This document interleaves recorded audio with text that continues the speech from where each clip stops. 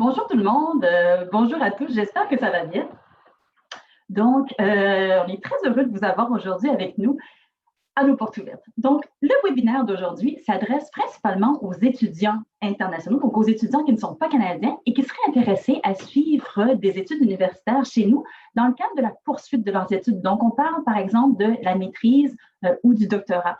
On va vous expliquer un petit peu les différentes modalités qu'on a chez nous dans ces programmes-là. Donc, aujourd'hui, ça se veut vraiment un webinaire le plus interactif possible. Donc, on vous invite fortement à nous écrire vos questions. Pour ce faire, on vous invite à utiliser la petite section questions et réponses, le QR qui se trouve dans la fenêtre de Zoom. C'est le meilleur moyen, finalement, pour nous poser vos questions et à la fin, on pourra vraiment avoir un échange dynamique par rapport à tout ça.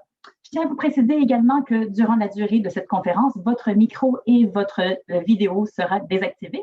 Et par la suite, si vous voulez également, vous pourrez revoir cette conférence puisqu'elle sera enregistrée. Donc, aujourd'hui, je ne suis pas toute seule, je suis accompagnée de deux de mes collègues. Donc, premièrement, tout à l'heure, on va rencontrer Aude Le Couturier, mais juste avant, j'accueille Clément Arsenault. Clément Arsenault, qui est le vice-recteur associé aux études supérieures et postdoctorales. Bonjour Clément, ça va bien? Bonjour Sandra, oui, ça va, merci. Super, bien, écoutez, je vous laisse commencer la présentation et on vous retrouve juste après. Enfin, je réapparais juste après. Merci beaucoup. Alors, bienvenue à tous et à toutes à cette conférence. Alors, aujourd'hui, effectivement, on va parler des études supérieures, donc ce qu'on appelle en anglais les graduate studies. En français, on dit les études supérieures qui comprennent deux cycles, le deuxième et le troisième cycle. Le deuxième cycle, essentiellement, c'est les maîtrises et le troisième cycle, les doctorats. Mais au deuxième cycle, vous allez voir qu'on n'a pas uniquement des maîtrises, donc on a d'autres types de programmes qui pourraient vous intéresser. Alors, j'ai préparé une petite présentation PowerPoint qu'on va essayer de faire ça rapidement parce que je sais que vous avez sûrement beaucoup de questions et on veut garder le plus de temps possible à la fin pour les questions. Alors, je vais partager mon écran.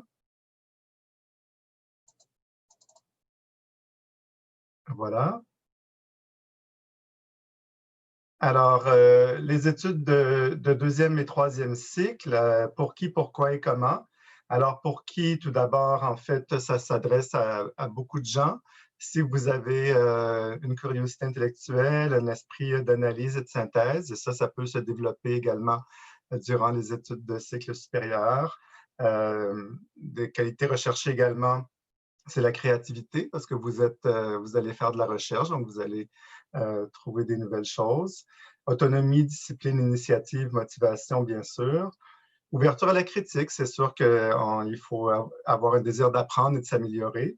Et puis, évidemment, ça prend des gens qui ont des bonnes performances académiques au premier cycle, donc dans vos études antérieures.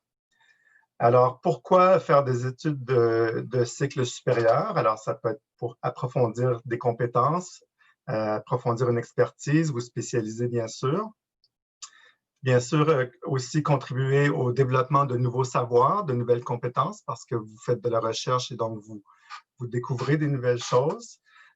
Contribuer à l'avancement de votre profession. On a certains programmes qui sont plus de nature professionnelle et pratique. Et bien sûr, vous initiez à la recherche. Donc, si vous pensez poursuivre vos doctorats, les programmes de maîtrise, c'est souvent une bonne initiation à la recherche. Alors, pourquoi l'Université de Montréal? Mais d'abord, c'est parce que c'est une grande université de recherche et on a chaque année donc des très bons résultats dans un sondage qui s'appelle le CGPSS, donc qui est un sondage pan-canadien. Et puis, les taux de satisfaction tournent autour de 90%. Vous voyez que les étudiants sont satisfaits ou choisiraient de nouveau l'UDM, ou pour les programmes de recherche, 90% choisiraient le même directeur. Et puis, globalement, au niveau de la satisfaction de l'enseignement, donc ça tourne, c'est au-delà de 90%. Également, on est une université qui consacre beaucoup de fonds à la recherche, donc pour les programmes de cycle supérieur, c'est tout à fait indiqué. Alors ensuite, quand vous avez fait vos études supérieures, vous avez accès peut-être, si vous faites le deuxième cycle, vous avez accès au troisième cycle, mais vous avez accès à différents postes, que ce soit dans l'industrie, dans les organismes gouvernementaux, les milieux professionnels, également les milieux d'enseignement. Et puis, il y a beaucoup d'étudiants aussi qui vont devenir travailleurs autonomes. Donc, il y a beaucoup de possibilités d'avenir après les cycles supérieurs. Alors, comment? D'abord, vous devez bien sûr identifier un programme qui vous convient, qui vous intéresse, parce que vous allez être quand même inscrit dans ces programmes assez longtemps. Et puis, à l'Université de Montréal, on a quand même une très bonne variété de programmes. On a plus de 300, près de 350 programmes d'études supérieures dans différents secteurs. Donc, c'est assez réparti assez également, sciences sociales, arts, sciences humaines, sciences de la santé et sciences pures et appliquées. Donc, vous avez vraiment une panoplie de programmes auxquels vous pouvez vous inscrire. Alors, si on parle des études de deuxième cycle, donc qui comprennent majoritairement la maîtrise, comme je vous le disais, il y a également deux autres types de programmes qui sont offerts au deuxième cycle. Ce sont les micro-programmes et les DESS. Les DESS, ce sont les diplômes d'études supérieures et spécialisées. Alors, les maîtrises, généralement, sont de 45 crédits, les DESS de 30 crédits, et les micro-programmes, ça tourne en général autour de 15 crédits. Et donc, ça peut être une façon, si vous n'êtes pas certain d'aimer le domaine d'études que vous choisissez, vous pouvez commencer par un micro-programme qui dure seulement un trimestre, par exemple, et vous pouvez ensuite poursuivre à la maîtrise par la suite. Alors, il y a des modalités également de statut temps plein, statut demi-temps ou temps partiel. Ça varie selon les types de programmes. Et puis, dans les maîtrises, il y a quelquefois des modalités différentes également, soit que vous faites un profil plus axé sur la recherche, donc avec la production d'un mémoire, ou il y a des profils plus axés sur la vie professionnelle et qui vont comprendre, par exemple, un travail dirigé ou un stage d'assez longue durée, et où il y a certaines maîtrises qui ne comprennent que des cours, donc il n'y a pas de rédaction de mémoire. Donc, il y a diverses modalités. Pour le troisième cycle, donc qui est le cycle du doctorat, il y a un peu moins de variété. Alors, il y a quelques programmes courts, mais c'est très peu. La majorité, ce sont des programmes de doctorat, de recherche. Et les doctorats, en général, c'est de 90 crédits. Donc, 90 crédits, en général, ça prend 4 à 5 ans à compléter. Vous voyez qu'il y a environ 15 trimestres. On fait 3 trimestres par année, donc c'est une durée d'environ 5 ans. Et on exige donc un temps plein pour les 3 premiers trimestres. Après, vous pouvez être c'est-à-dire que pour les 3 premiers trimestres, vous pouvez être en statut de demi-temps. Après ça, vous êtes en statut temps plein. Et après ça, lorsque vous avez complété les cours, vous êtes en statut de rédaction. Donc, vous êtes plus libre là, parce que vous n'avez pas nécessairement de cours ou de séminaires que vous suivez. Également, il y a des modalités recherche et professionnelle. En fait, la modalité professionnelle au doctorat, il y en a très peu. C'est essentiellement des programmes de recherche qui comprennent la rédaction d'une thèse de doctorat. Donc, on fait la différence entre mémoire et thèse, mémoire étant pour la maîtrise et la thèse étant pour le doctorat. Alors, pour les choix des programmes d'études, je vais laisser Sandra continuer. Je pense que c'est à cet endroit-ci qu'on avait choisi de faire la transition. En fait, je pense que vous vouliez parler un petit peu des co-tutelles aussi après, mais je peux prendre le relais tout de suite. Ah oui, c'est ça, OK. On va parler, oui, c'est ça. En fait, je vais vous laisser la parole tout à l'heure. Je vais simplement continuer effectivement sur les dernières diapos. Alors, évidemment, il y a le site admission de l'Université de Montréal que vous avez peut-être déjà visité, dans lequel vous pouvez vraiment explorer là, les 350 programmes dont je parlais tout à l'heure. Une petite particularité également pour les doctorats, c'est qu'on a la possibilité de le faire en régime de co-tutelle. Alors, c'est une formation qui est encadrée par un directeur de l'Université de Montréal et par un directeur d'une université partenaire. Et donc, l'étudiant à ce moment-là est admis dans les 2 universités et doit remplir les conditions des 2 universités. et doit faire une seule thèse, il y a une seule soutenance, mais l'étudiant obtient un diplôme de doctorat avec 2 parchemins, un émis par l'Université de Montréal et un émis par l'université partenaire. Alors ça, il y a la possibilité de faire ça. Et si vous êtes intéressé par ce mode d'études, vous devez le manifester dès votre entrée, dès votre inscription au doctorat, parce qu'il ne peut pas y avoir trop de décalage là, entre l'inscription dans les 2 institutions. Voilà pour ça. Et si vous voulez en connaître plus sur l'éco-tutelle, vous pouvez vous rendre sur le site des études supérieures et postdoctorales, donc esp.umontréal.ca, et il y a un onglet éco-tutelle et il y a une coordonnatrice qui peut répondre à vos questions. Alors voilà, on est rendu à la diapo de la fin et je cède la parole à Sandra. Oui, bien sûr. En fait, je vois qu'il y a beaucoup de questions justement sur le processus d'admission. Donc, comment est-ce qu'on fait pour déposer sa demande d'admission au cycle supérieur? Donc, je vais juste faire un petit topo rapide là-dessus. Donc, premièrement, il faut savoir que tout se fait en ligne. Donc, déposer sa demande d'admission pour les cycles supérieurs, ça se fait via le formulaire d'admission qui se retrouve sur notre site, donc notre site admission.umontréal.ca. Et lorsque vous faites votre demande d'admission, vous avez l'opportunité finalement de demander jusqu'à 2 programmes en même temps. Et c'est bon à savoir également que l'ordre dans lequel vous mettez les programmes n'a pas d'importance dans la mesure où les 2 programmes vont être évalués de manière indépendante. C'est sûr qu'on va vous demander bien sûr des documents à fournir. Donc, on va vous demander bien sûr des relevés de notes. On peut vraiment savoir un petit peu ce que vous avez fait avant. En fonction des programmes également, ça peut varier. Parfois, il y a des formulaires départementaux également à demander. Bon à savoir, la date limite pour déposer la demande d'admission, c'est vraiment le 1er février. Donc, pour les étudiants internationaux qui veulent démarrer des études en septembre prochain, pour soit une maîtrise, doctorat ou autre, c'est vraiment avant le 1er février et vous pouvez le faire dès maintenant. Donc, ça, il n'y a pas de souci. On a eu quelques questions également. Je regardais dans les questions qui défilaient à savoir, bien voilà, j'ai tel diplôme, est-ce que ça va être reconnu pour entrer dans tel ou tel programme? Bien, c'est sûr que les exigences varient en fonction du programme. Souvent, on exige un programme très, très précis pour rentrer dans la maîtrise ou rentrer dans le doctorat. Parfois, on exige simplement un diplôme qui prépare adéquatement aux études que l'étudiant veut entreprendre. Donc, ça, c'est vraiment la faculté qui va juger si votre diplôme correspond finalement aux exigences. Mais ce qu'il faut savoir également, c'est que vraiment les ESP, là, études supérieures et postdoctorales, ils détiennent vraiment une expertise pour l'évaluation des équivalences. Donc, on n'a pas nécessairement besoin de faire une demande d'équivalence ou quoi que ce soit. On fait ça à l'interne. Donc, ça, ce n'est pas un souci. Une fois qu'on a reçu vos documents et l'ensemble de vos demandes, bien, à la faculté, on se réunit et on regarde finalement si ça convient ou non. Et si c'est bon, bien soit on vous envoie une offre d'admission définitive si jamais vous avez déjà terminé les diplômes préalables à votre admission, ou alors on vous envoie une admission qui serait conditionnelle, tout simplement. L'admission conditionnelle, elle est souvent conditionnelle, par exemple, à ce que vous terminiez votre licence ou le diplôme qui vous prépare au programme que vous voulez entreprendre chez nous.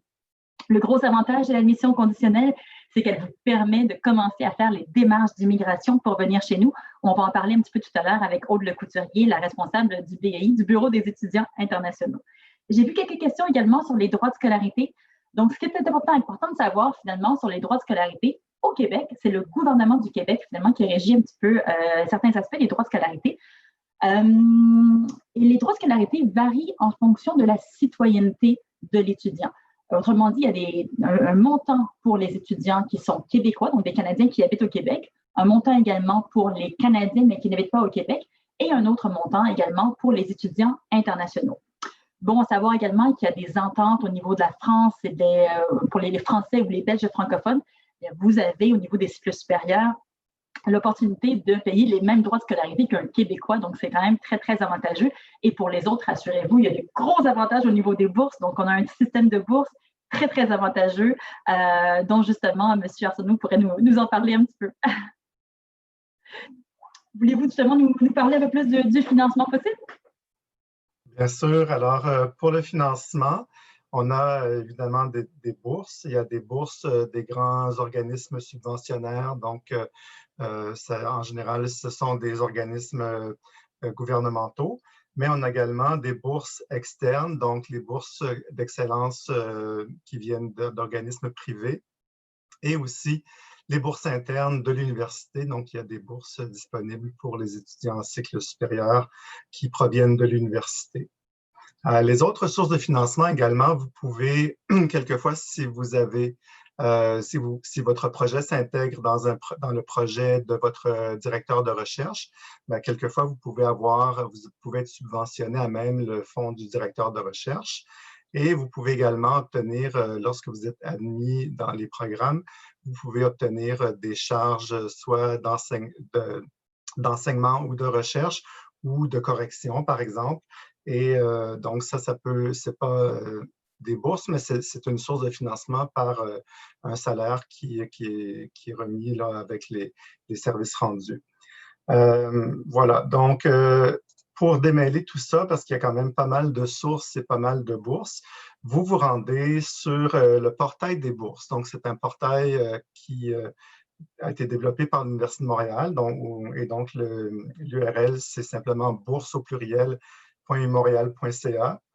Vous allez voir un ensemble de plusieurs centaines de bourses disponibles et vous allez avoir donc des renseignements sur les critères d'admissibilité, les dates limites pour présenter les demandes, les montants des bourses et ce genre de choses-là. Sachez également qu'on a aux études supérieures et postdoctorales un secteur bourse. Et donc, il y a en ce moment au kiosque des études supérieures postdoctorales aux portes ouvertes, une personne qui peut répondre à vos questions plus précisément là-dessus. Et également, donc, on a également en cours d'études, si vous êtes intéressé à faire des demandes de bourse, on a des ateliers qui sont disponibles pour les étudiants pour apprendre à comment rédiger une demande de subvention, une demande de bourse. Et donc, vous avez plus d'informations également sur le site des études supérieures et postdoctorales. Il y a un onglet qui s'appelle « Financement » et vous allez obtenir d'autres informations à cet endroit. Voilà pour ça. Parfait. Peut-être qu'on peut passer à la section sur l'immigration, parce que je vois qu'il y a peut-être des petites questions également sur les permis d'études ou autres. Bonjour Aude, donc je rappelle que vous êtes la responsable du Bureau des étudiants internationaux. Bonjour tout le monde. C'est ça. Alors, vraiment rapidement, parce qu'on veut laisser beaucoup de place pour les questions, mais si vous venez étudier avec nous à l'Université de Montréal, vous serez en contact avec le BEI, le Bureau des étudiants internationaux, qui est vraiment le service à l'Université de Montréal, qui est là pour vous accompagner dans vos démarches, dans vos études et vous orienter éventuellement, évidemment, vers les autres services, puisqu'on travaille beaucoup en collaboration avec tous nos partenaires au sein de l'université. On est un service qui est au sein des SAE, les services aux étudiants. Donc, on est vraiment là pour répondre à vos questions, vous accueillir et vous aider dans toutes vos démarches et beaucoup dans vos démarches d'immigration. Puisqu'en tant que futur étudiant international, vous allez très sûrement avoir à faire des démarches d'immigration pour pouvoir venir étudier ici à Montréal. Si vous prévoyez de venir pour un séjour de plus que 6 mois, vous êtes finalement obligé d'obtenir un document du gouvernement québécois et un document du gouvernement fédéral, donc un CAQ, un certificat d'acceptation du Québec, et ensuite un permis d'études. Je ne vais pas rentrer aujourd'hui dans les détails de ça, mais tout au long de la journée, on a un kiosque au niveau du BEI dans les portes ouvertes. Fait qu'hésitez pas à nous retrouver. Notre kiosque s'appelle « Soutien à l'étudiant ou à l'étudiante internationale ». Et on est là toute la journée pour des petites conférences, séances d'information et questions-réponses sur ces thématiques-là. Donc, n'hésitez surtout pas à nous rejoindre. La dernière chose que peut-être je pourrais dire, c'est que les démarches d'immigration, il faut s'y prendre tôt, mais il faut quand même attendre l'avis d'admission. Vous ne pouvez évidemment pas les lancer tant que vous n'êtes pas admis à l'UDM. Donc, attendez l'avis d'admission. Entre-temps, assurez-vous d'avoir un passeport valide parce que vous allez en avoir besoin pour les démarches d'immigration. Et puis, si vous avez des questions, rejoignez-nous au kiosque de soutien aux étudiants internationaux aujourd'hui. Merci. Parfait, merci beaucoup Aude. Bien, écoutez, je vous propose donc qu'on commence à prendre les questions du public. Moi-même et M. Arsenault, nous allons donc prendre les questions au fur et à mesure et y répondre. Donc, je vais commencer par une question immédiatement par rapport à la reconnaissance des diplômes antérieurs et les notes. Donc, comme je l'ai dit tout à l'heure, les ESP ont vraiment une une expertise pour faire l'équivalence des diplômes, mais également faire la conversion des notes. Comme vous avez vu sur nos sites web, vous avez vu qu'on ne compte pas sur 20, donc on compte d'une manière différente, mais rassurez-vous, on prend tout ça en ligne de compte pour vraiment reconnaître au maximum vos acquis. Donc, ne vous inquiétez pas, c'est un travail que nous faisons. Je vais vous laisser prendre une autre question, M. Arsenault. Oui, alors, quelqu'un demande quelle est la différence entre une maîtrise avec stage et une maîtrise avec mémoire. Donc, les maîtrises avec mémoire, c'est-à-dire que vous avez un projet de recherche. Et le projet de recherche compte pour environ, par exemple, une maîtrise, c'est de 45 crédits. En général, le mémoire va être de 20 à 30 crédits, donc une bonne proportion des crédits. Et donc, vous avez un mémoire à rédiger qui va être évalué par un jury. Dans les maîtrises qui sont en modalité stage, vous n'avez pas de mémoire. Vous avez donc des stages différents selon les programmes que vous choisissez, différents stages dans différents milieux. Et vous avez probablement également un rapport de stage à écrire, mais c'est beaucoup plus léger qu'un mémoire. Là, il n'y a pas vraiment de projet de recherche comme tel qui est effectué. Donc, c'est ça la différence principale. Parfait. Donc, je vais répondre à une question de Fouadi. Et encore une fois, M. Arsenault, si jamais vous vouliez compléter mes réponses, n'hésitez pas, il n'y a pas de problème. Donc, Fouadi se questionne, est-ce qu'il est possible de faire un master ou un doctorat à distance? Et normalement, non, ce sont des programmes qui se font vraiment au sein de l'Université de Montréal. C'est sûr qu'actuellement, en raison de la pandémie, oui, c'est possible. Par contre, ça ne veut pas dire qu'on espère que la situation mondiale au niveau sanitaire va s'améliorer. Donc, il n'est pas dit que ce sera possible de faire son diplôme en entier de master ou de doctorat à distance. Idem pour la question de Rebecca qui se pose la question pour l'alternance. En fait, le type d'alternance qu'on peut voir au cycle supérieur, ça serait plutôt, par exemple, au niveau du doctorat, de faire une co-tutelle. Donc, ça, c'est quelque chose qui pourrait être possible, une co-tutelle entre deux pays ou deux universités, mais alternance dans le cadre avec un emploi, c'est un petit peu plus, c'est pas tout à fait possible au niveau du doctorat, si je ne m'abuse. Exact. J'ai des questions, je parcours la liste des questions. Il y a des questions quand même assez spécifiques. J'ai tel diplôme, j'aimerais entrer dans tel programme. Donc, c'est un peu difficile de répondre à ce genre de questions dans cette conférence. Mais sachez qu'il y a en ce moment, les kiosques des études supérieures et postdoctorales auxquels vous pouvez accéder. Donc, il y a des spécialistes qui prennent donc les questions individuellement. Donc, ils vont vous faire rentrer dans une salle. Vous allez entrer dans une salle d'attente au départ, mais ils vont vous faire rentrer en conversation avec eux et là, vous pourrez donc exposer vos cas plus précisément. On demande en général si je suis titulaire d'un master, est-ce que je peux accéder au doctorat? En général, si c'est un master 2, un master de 2 ans, vous êtes en général admissible au doctorat. Mais c'est sûr qu'il y a quand même une expertise qui doit être faite sur votre diplôme, là, mais en général, quand c'est un master de 2 ans, ça donne accès au doctorat.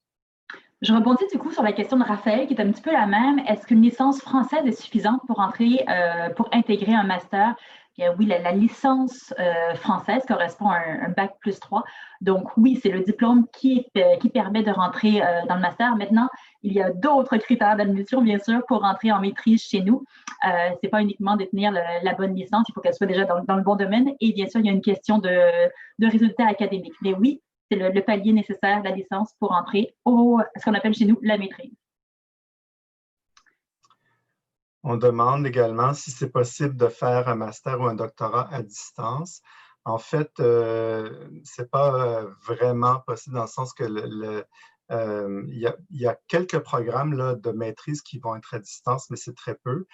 Et pour le doctorat, on demande quand même une résidence, donc vous devez être présent. C'est sûr que là, la situation en ce moment, elle est un peu particulière parce qu'évidemment, le campus et l'accès au campus est restreint. Donc, il y a beaucoup de cours qui sont offerts en mode à distance, mais c'est une mesure temporaire. Donc, ce n'est pas vraiment le mode d'enseignement normal pour la majorité de nos programmes. Peut-être que... Oui, c'est vrai que l'Université de Montréal n'est pas une université à distance, normalement. J'ai une question de Asma qui se pose la question, quel est le délai de traitement pour les dossiers? Bien, sachez que dès qu'on parle d'étudiants internationaux, on essaye de vraiment mettre toutes nos énergies assez rapidement sur le traitement de vos dossiers parce que justement, nous sommes au courant que vous avez des démarches à faire au niveau de l'immigration par la suite. Donc, les réponses arrivent assez régulièrement. C'est sûr que plus tôt vous déposez votre demande d'admission, plus tôt vous risquez également d'avoir une réponse. Mais donc, on n'a pas de date exacte à vous donner, mais sachez qu'on essaie de faire en sorte que ça se règle relativement le plus vite possible.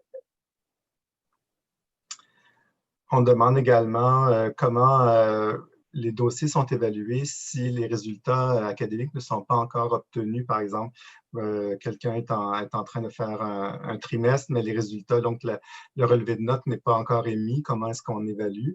Alors, quand vous faites votre demande d'admission, donc on vous a donné jusqu'au 1er février, mais vous avez quand même un peu de temps pour verser vos documents. Donc, il y a un délai qui est permis. Et puis, ensuite de ça, si on n'a pas les résultats complètement de la fin, évidemment, du programme, donc, par exemple, l'étudiant est encore aux études jusqu'au mois de mai, par exemple, à ce moment-là, si vous recevez une offre d'admission, ce sera une offre d'admission conditionnelle donc, la condition, c'est que vous terminiez vos études avec, donc, dans les temps requis, que vous puissiez à la rentrée, nous, c'est au 1er septembre, donc on vous donne en général jusqu'au 1er octobre. À l'intérieur de ça, on vous demande de fournir les preuves comme quoi vous avez obtenu donc votre diplôme qui était la base de votre admission. J'ai une question également de Frédérico et M. Arsenault, je vais vous laisser y répondre parce que je pense que c'est une question qui mérite une réponse très complète. Donc, Frédérico se questionne comment est-ce qu'il peut trouver le chercheur avec les projets qui l'intéressent? Et du coup, ça rejoint également d'autres questions que j'ai vues également. À quel moment est-ce qu'on doit trouver son directeur de recherche? Parce que bien sûr, dans les programmes de cycle supérieur, pour certains, on n'a pas besoin de directeur de recherche, pour d'autres, oui. Et donc, pour les programmes, on en a besoin. À quel moment est-ce qu'il faut le trouver et comment est-ce qu'on peut faire ça? Exactement, c'est une question effectivement qui demande, qui peut être assez complexe. Alors, effectivement, dans les programmes de maîtrise qui sont des maîtrises de stage ou des maîtrises professionnelles uniquement de cours, il n'y a pas de directeur de recherche. Mais lorsque vous avez une maîtrise recherche avec la rédaction de mémoire ou dans les doctorats, évidemment, où il y a presque toujours une recherche avec la rédaction d'une thèse, vous devez donc être suivi par un directeur de recherche et idéalement, vous allez identifier ce directeur avant même le début de vos études. Donc, quelquefois même au moment de l'admission, vous avez déjà, avant même de faire votre demande d'admission, vous avez idéalement fait des démarches pour l'identifier. Je sais que ce n'est pas toujours possible, ce n'est pas toujours facile. Donc, il y a quelques astuces que vous pouvez utiliser, c'est-à-dire que vous pouvez, lorsque vous avez identifié votre programme d'études, donc le programme, il est rattaché en général à un département ou à une faculté, et puis vous pouvez aller parcourir, disons, les sites web de ces départements ou de ces facultés. Vous avez toujours une section avec l'ensemble des professeurs qui sont dans le département ou dans la faculté identifiée. Tous les professeurs ont un site web dans lequel vous pouvez voir, sur lequel vous pouvez voir les expertises de recherche, les projets de recherche en cours, les domaines d'expertise. Et donc, selon votre intérêt plus particulier, vous pouvez donc identifier quel serait le ou les directeurs qui potentiels pour votre projet. Il y a également sur le site de la recherche générale de l'Université de Montréal, ce qu'on appelle la vitrine de la recherche.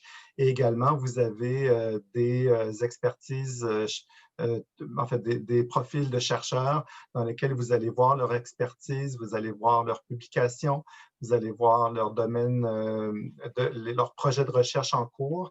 Et donc, ça peut être une façon d'identifier avec qui vous aimeriez travailler. À ce moment-là, après, vous pouvez entrer en contact avec eux ou encore via le responsable de programme. Donc, vous avez sur les fiches des programmes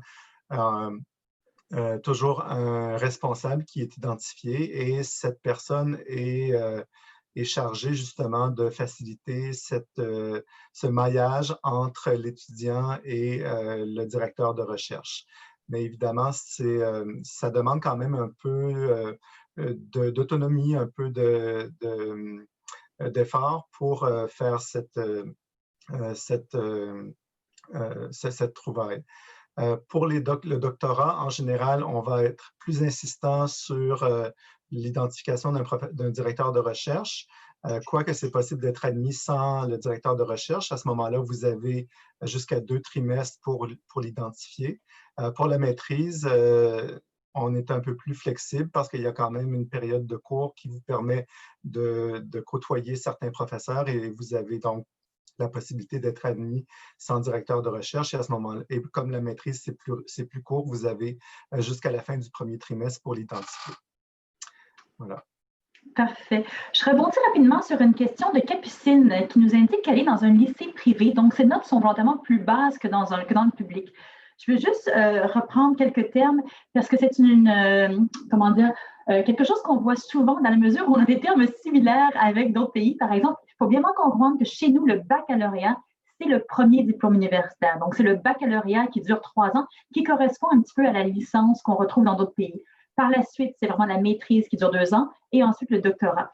Donc, autrement dit, si vous êtes au lycée présentement, la prochaine étape quand vous arrivez à l'Université de Montréal, c'est non pas de faire une maîtrise, mais vraiment de faire un baccalauréat. Je le mentionne parce que c'est souvent, ça amène énormément de confusion dans la mesure où un lycéen, il vient de faire son baccalauréat, ça paraît un petit peu étrange de refaire un baccalauréat, mais oui, c'est la même chose, c'est le cheminement normal. Il faut juste le prendre un petit peu comme si vous disiez un bachelor tout simplement. Donc, oui, pour un lycéen, l'étape suivante à l'Université de Montréal, c'est un baccalauréat. Et après, c'est vraiment la maîtrise qui correspond au master et ensuite le doctorat. Voulez-vous que je poursuive également avec une petite question par rapport au CV? Oui, je vois Romane qui se pose la question à savoir est-ce que le CV doit être sur un modèle canadien ou, dans son cas, français? Autrement dit, est-ce qu'on écrit licence ou baccalauréat? Ça revient un petit peu à la question initiale. Je ne sais pas ce que vous en pensez, M. Arsenault, mais moi, je considère qu'on doit quand même donner le vrai nom du diplôme. Autrement dit, si vous avez une licence, indiquez-le. Mais n'hésitez pas à indiquer entre parenthèses équivalent baccalauréat ou autre. Rassurez-vous, à l'université, on a vraiment l'habitude de gérer les diplômes étrangers. Donc, nous savons ce que c'est qu'une licence, mais ce n'est pas du tout problématique de mettre également l'équivalence québécoise lorsque vous la connaissez. Oui, effectivement. Ce n'est pas tous les programmes qui demandent un CV, mais si c'est une pièce requise, vous devez le fournir. Puis comme le disait Sandra, on a quand même l'habitude de l'expertise. Là, c'est toujours un comité qui regarde. Les comités sont dans les départements et c'est eux qui font la première analyse et ils ont l'habitude d'avoir des dossiers de l'étranger, donc ils connaissent la terminologie des diplômes et puis je ne pense pas qu'il y aura de confusion là, à ce niveau-là. Et ensuite, lorsqu'ils ont terminé leur analyse, nous, on fait une deuxième analyse aux études supérieures et postdoctorales, donc tout est bien vérifié. Parfait. Je rebondis également sur une petite question de Ludivine et ça fait écho également à une autre personne qui se posait la question. Au bout de combien de jours est-ce qu'on peut avoir une décision d'admission? L'autre question également, c'était est-ce qu'on va recevoir les offres au fur et à mesure ou vous attendez une date butoir? Bien non, écoutez, dès qu'on a une décision, on vous l'envoie. Donc, il est fort possible que si vous, sur votre formulaire d'admission, vous aviez 2 choix, bien, il est fort possible que vous receviez un choix avant l'autre. Donc, tout ne tombe pas en même temps, dans la mesure où ce sont vraiment des comités à l'intérieur des facultés ou des départements qui se réunissent pour analyser les dossiers. Bien, ça tombe au fur et à mesure, finalement, que les comités ont lieu pour l'évaluation des candidatures. J'ai une question sur l'accès au doctorat. Donc, on demande est-ce qu'on est obligé de valider une maîtrise pour passer au doctorat? Alors, la réponse, c'est oui, presque tout le temps. C'est-à-dire qu'il y a quelques exceptions où on peut faire admettre au doctorat par ce qu'on appelle un passage direct du premier cycle vers le doctorat, mais c'est fait de façon extrêmement exceptionnelle. Ça prend des résultats académiques très au-dessus de la moyenne et avec déjà peut-être une certaine expérience en recherche et même quelquefois, on va exiger que l'étudiant ait déjà fait des publications ou des conférences. Donc, c'est pas impossible, mais ce n'est vraiment pas la norme. En général, on demande la maîtrise comme base d'admission. Parfait. J'ai une réponse également, une question d'Alexia que je trouve très intéressante. Pourquoi est-ce que les maîtrises de chez nous correspondent à si peu de crédits par rapport au master européen? Est-ce que c'est important pour la valeur du diplôme? Est-ce qu'il y a une différence? Au niveau de la valeur du diplôme, non, c'est vraiment un diplôme de 2 ans qui mène par la suite, si bien sûr on parle d'une maîtrise de recherche, qui ouvre les portes du doctorat. Donc, c'est quand même le même type de diplôme. Par contre, c'est sûr que le nombre de crédits peut varier énormément. Pourquoi? Parce qu'on ne parle pas nécessairement des mêmes crédits. Donc, la valeur de travail qui est liée à chacun des crédits en fonction du pays varie énormément. Donc, il ne faut surtout pas évaluer les diplômes québécois en gardant en tête la valeur d'un crédit européen. Il n'y a malheureusement aucune correspondance, mais oui, un diplôme de maîtrise, que ce soit une maîtrise de recherche ou une maîtrise plus professionnalisante, correspond en effet à un master de recherche ou un master plus professionnalisant. C'est le même, on parle quand même du même diplôme. Effectivement, je peux peut-être rebondir là-dessus. Les crédits européens qu'on appelle le CTS, en général, ont grosso modo une valeur, c'est-à-dire qu'un crédit nord-américain équivaut à au moins 2, quelquefois 3 crédits CTS en nombre d'heures de travail. Donc, nous, notre crédit, il est défini en termes d'un certain nombre d'heures de travail, que ce soit de présence en classe ou de travail personnel ou de lecture ou de rédaction. Et donc, c'est une évaluation qui est différente de ce que les ECTS font. Et quand on travaille sur des programmes d'échange, en général, on prend à peu près 2,5 comme la norme de conversion. Ce n'est pas toujours exact comme norme, mais c'est à peu près dans ces eaux-là. Donc, c'est pour ça qu'il y a une grosse différence au niveau du chiffre, mais c'est à peu près la même quantité de travail. Parfait. Donc, c'est ce qui explique en effet la différence. Je vais prendre une dernière question et après, M. Arsenault, je pense que je vais vous en laisser une dernière également parce que le temps passe malheureusement. Donc, je prends une question de Marine qui se questionne sur la possibilité de travailler au Québec après l'obtention d'une maîtrise. Est-ce que c'est possible? Oui, il y a des règles justement qui établissent un petit peu comment ça fonctionne pour le travail. Déjà, ce qu'il faut savoir, c'est qu'à l'intérieur de votre maîtrise, donc lorsque vous êtes étudiante chez nous, bien, vous pouvez également travailler. À l'intérieur de votre permis d'études, il y a un permis de travail qui est également donné. Donc, ça vous permet de travailler soit dans un contexte extérieur à l'université, mais également, souvent, on peut travailler pour le département, pour son professeur ou autre. Donc, il y a quand même beaucoup de possibilités, à même l'université également. Maintenant, une fois que vous avez terminé votre maîtrise, donc oui, il y a toutes sortes de systèmes gouvernementaux qui permettent justement de rester par la suite en fonction de votre domaine d'études. Si jamais vous voulez avoir plus d'informations là-dessus, je vous invite fortement à suivre les capsules du BEI dont parlait Aude Le Couturier tout à l'heure. Donc, si vous allez sur le stand du BEI, Bureau des étudiants internationaux, ils font des capsules régulières et assurément, c'est un sujet qui sera sûrement abordé.